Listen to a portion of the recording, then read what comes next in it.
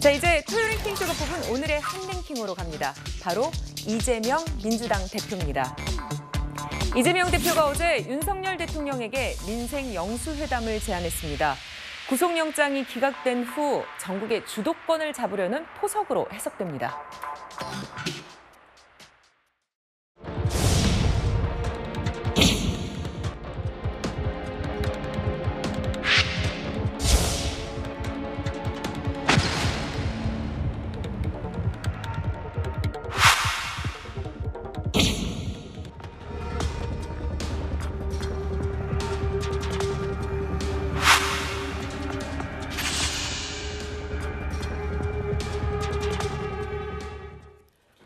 네, 스튜디오에는 최진봉 성공회대 교수, 정혁진 변호사, 박상규 채널A 개관 해설위원, 김종혁 국민의힘 고양병 당협위원장 나오셨습니다. 안녕하십니까? 안녕하세요. 네, 구속위기를 피한 더불어민주당 이재명 대표가 자신의 SNS를 통해 윤석열 대통령에게 1대1 단독 회담을 제안을 했습니다. 민생이란 화두를 갖고 대통령과 야당 대표가 조건 없이 만나자면서 영수회담을 요청을 한 건데요. 김정혁 위원장님, 좀 어떻게 보십니까? 이 대표의 제안 어떻게 보십니까? 본인의 어떤 위기 상황을 돌파하기 위한 궁여주책이라고 생각을 해요. 그리고 지금까지 8번째인가 지금 영수회담을 요구하고 있어요. 근데 맞습니다. 계속 거부하니까 1월 30일 날은 뭐라고 그러셨냐면 나 더 이상 이제 영수회담 같은 거 요구하지 않겠다. 이렇게 얘기를 하셨는데 역시 그 얘기도 또 뭐 내가 그렇게 얘기했더니 진짜인 줄 아느냐라는 것처럼 또 바꿔버리셨어요. 근데 저는 궁금한 게 여야 영수회담을 안 하면 민생이 안 되나요? 그 진짜 이해가 잘 안 되거든요. 그러니까 결국 민생이라는 단어가 주는 어떤 그런 느낌이 있잖아요. 그러니까 나는 민생을 요구하는데 대통령은 민생을 내가 하자는 이것을 거부하고 있어. 라는 그런 덤태기를 넘겨주기 위해서 그런 제안을 하고 있는 게 아닌가 싶은데요. 민생이라는 것은 원래 제가 알고 있는, 제가 기자하면서 봤던 그 여야 영수회담이라는 것은 정치적 돌파구를 만들기 위해서 하는 게 영수회담이에요. 그리고 나머지 부분들은 행정부가 하든가 아니면 여야가 모여서 하는 거거든요.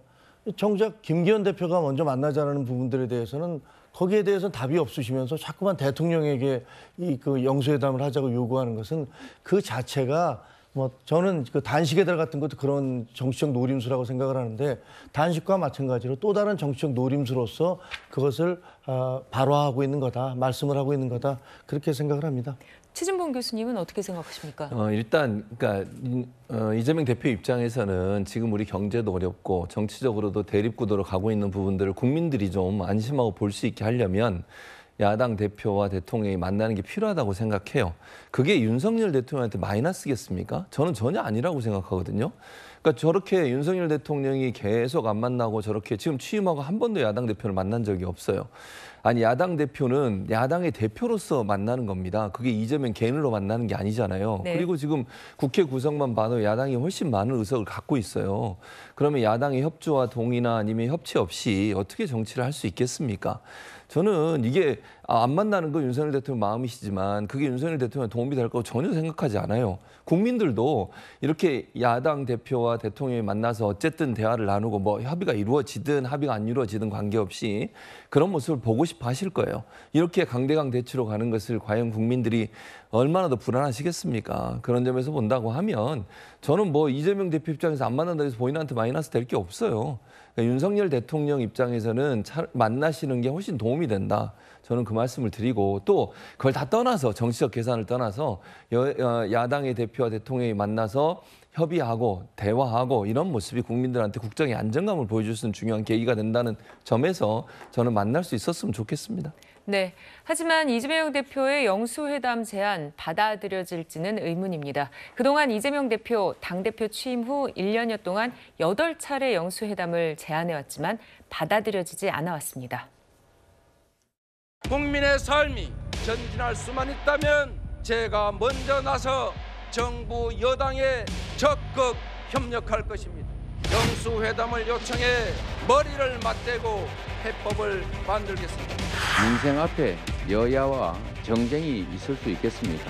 민생 경제 영수회담을 다시 한번 촉구합니다. 절차와 형식은 전혀 구애받지 않겠다는 저는 이미 여러 차례 대통령과의 회담을 제안했습니다. 그 제안은 지금도 유효하다는 말씀을 무슨 영수회담을 액을 하는 것도 아니고 다시 제안하거나 이러지는 않을 생각입니다. 요청하면 저는 언제든지 응할 생각이 있습니다. 네, 한덕수 국무총리는 얼마 전까지만 해도 윤 대통령이 이재명 대표를 만날 가능성은 없다, 이렇게 밝힌 바도 있습니다. 야당 대표를 만나라는 충원을 해보신 적이 있습니까?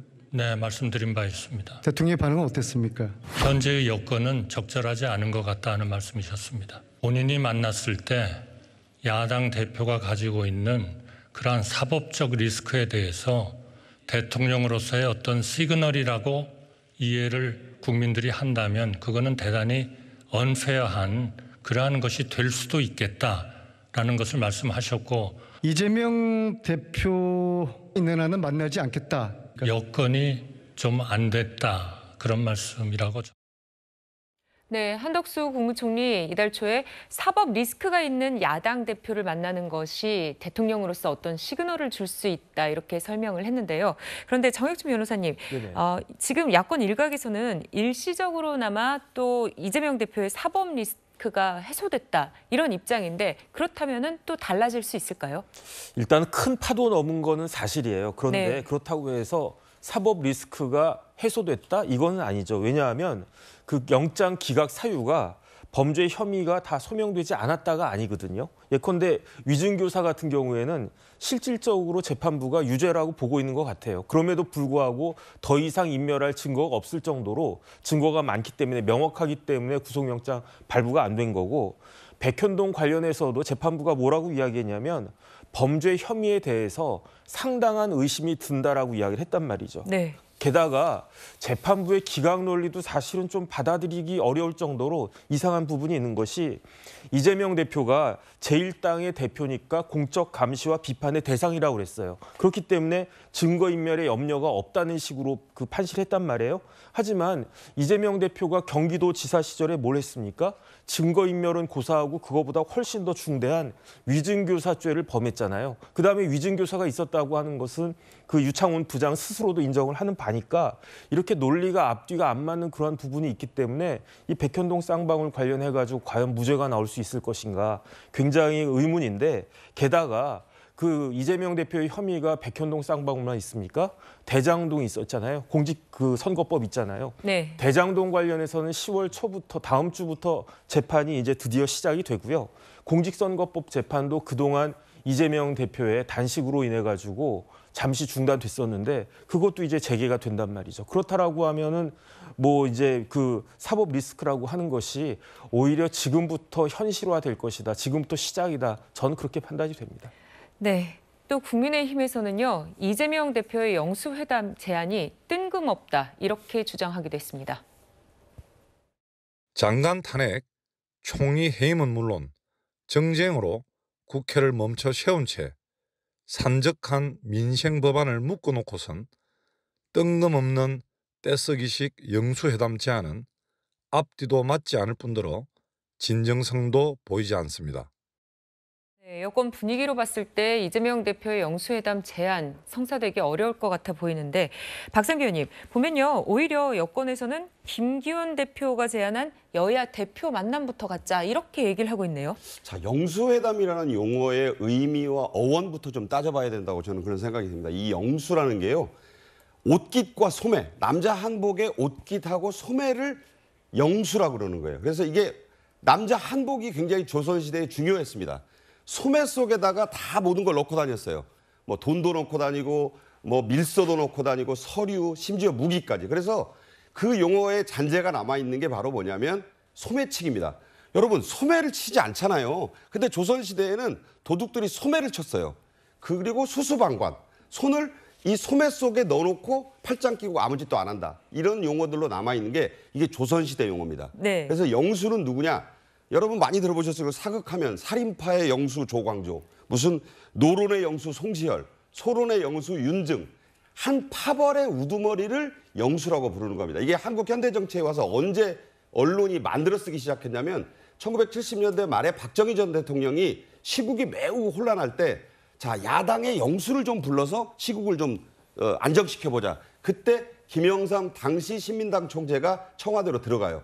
그때 김대중 전 대통령은 민주화 운동하다가 미국 가 있어가지고 올 수가 없어서 영수라는 의미는 그런 의미에서 그때 쓰이고 언론이 그 뒤에 우리 김종혁 선배 저기 계시지만 많은 용어를 영수회담이라고 만들어 썼어요. 그러니까 대통령제 국가에서 이건 비공식적이고 비상적인 용어, 있는 용어가 아니에요. 그래서 여야 대표회담. 자, 김기현 대표가 있으니까 민생 문제, 경제 문제는 그 대표회담의 틀에서 논의하자는 거지 왜 툭하면 대통령이냐. 뭐 이게 박성준 그 민주당 대변인이 이게 무슨 전제주의 국가냐, 왕조 국가냐 그랬는데 왕조 국가에서도 신하였던 영수가 왕을 만나면 그런 그 모임 자체가 없었어요. 그러니까 우리가 이 용어를 잘 따져보고 언론에서도 앞으로 영수란 말을 좀 자주 안 썼으면 좋겠어요.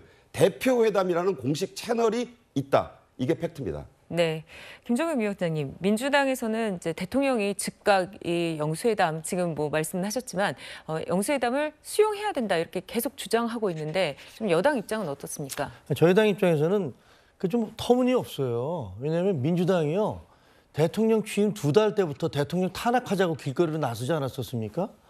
그리고 후쿠시마 오염수와 관련해서는 대통령이 친일파여서 독도까지 넘겨주려고 한다라는 식으로 플래카드 붙이면서 그렇게 공격하지 않았습니까? 그래서 결국은 민생 하시는데 수산물업자들, 대한민국 수산물업자들 눈에서 피눈물 나게 만들지 않았었습니까? 그리고 탄핵이요. 대통령 탄핵하자는 얘기부터 시작해서 지금 박지인 외교부 장관 하자마자 탄핵하자 그랬죠. 이상민 행안부 장관 탄핵을 했어요. 탄핵을 했다가 헌법재판소에서 문재인 정부가 임명한 그 진보적인 판사들이 대다수를 참여하고 있는 헌법재판소가 만장일치로 기각을 했습니다. 네. 그리고 이종섭 국방부 장관 탄핵한다 그러다가 결국은 그러면 국방부도 그 완전히 그 정지 상태를 만들 거냐라는 비난 여론 때문에 그냥 물러섰고요. 그다음에 그 총리 해임안 내고요. 네. 그 이번엔 또 뭐야 한동훈 장관 또 탄핵한다고 또 뭐 그런 얘기들 나오고 있고 아니 한쪽에서는 대화합시다 그러면서 한쪽에서는 칼을 들고 뒤에서 계속 찔러대면서 무슨 민생이라는 단어를 그 듣기 좋은 단어를 앞세워서 국민들한테 민생하면서 민생을 위해서 만납시다라고 얘기하면서 실제로 민생을 위해서 민주당이 협조한 게 정부에 협조하거나 정부 여당 간에 대화를 한 게 하나라도 있습니까? 저는 그냥 말장난이고 정치적인 그런 위기 상황을 돌파하기 위한 이재명식 그런 그 언어 표현이다라고 생각을 할 뿐입니다. 네, 최 교수님께서는 좀 야당의 입장에서 여당을 바라볼 때 어떻게 보게 될까요? 그러니까 여당은 그 뭐 아까 뭐 박 의원님은 그런 말씀하시는 대표끼리 만나자 이런 얘기했는데 야당에서 볼 때 대표가 그러면 전권을 가지고서 당을 운영하고 있느냐 하는 부분은 상당히 의문을 갖고 있어요. 그러니까 대통령실의 입김이나 압력 이런 부분들이 작동하고 있다고 보고 있고 그리고 사실은 이제 물론 여당이 주도적으로 해야 되지만 현재는 대통령실에서 주도적으로 하고 여당이 그걸 뒷받침하는 모양새를 보이고 있으니 이런 점에 있어서는 직접 대통령과 야당 대표가 만나서 현안에 대해서 논의하는 게 필요하다고 보는 거예요. 제가 아까도 말씀드렸지만 안 만나도 상관없어요. 그 대통령 누가 손해겠냐는 거예요. 안 만나서 제 말은. 그래서 저는 이런 모습이 국민들한테 어떻게 보여질지를 좀 고민하셨으면 좋겠고 뭐 자꾸 이제 뭐 사법 리스크 얘기하면서 그걸 거부한다고 얘기하시는데 이건 사법 리스크의 문제가 아니라 이재명 대표가 민주당의 대표잖아요. 그런 부분을 인정할 필요가 있어요. 그분이 나중에 어떤 경우가 나올지는 모르는 것이고 그럼 지금 당장 야당 대표로서 역할을 하고 있는 분에 대해서 만나서 대화하고 여야가 뭐 여야라고 제가 표현하는 것은 국정을 운영하고 있는 정부 여당과 야당 대표가 만나서 협의하고 토론하고 논의하고 이런 자리는 많을수록 저는 좀 있으면 좋다고 생각해요. 네. 그래서 그런 부분에 있어서 조금 더 전향적으로 했으면 좋겠다. 대통령이 그런 부분을 좀 전향적으로 받아들이면 국민들도 안심이 더 높아지고 안심도가 높아지고 그리고 이 정부 여당에 대한 신뢰도 높아질 거예요. 그런 점은 좀 검토를 그렇게 긍정적으로 하는 게 필요하지 않겠나 이렇게 생각합니다. 네.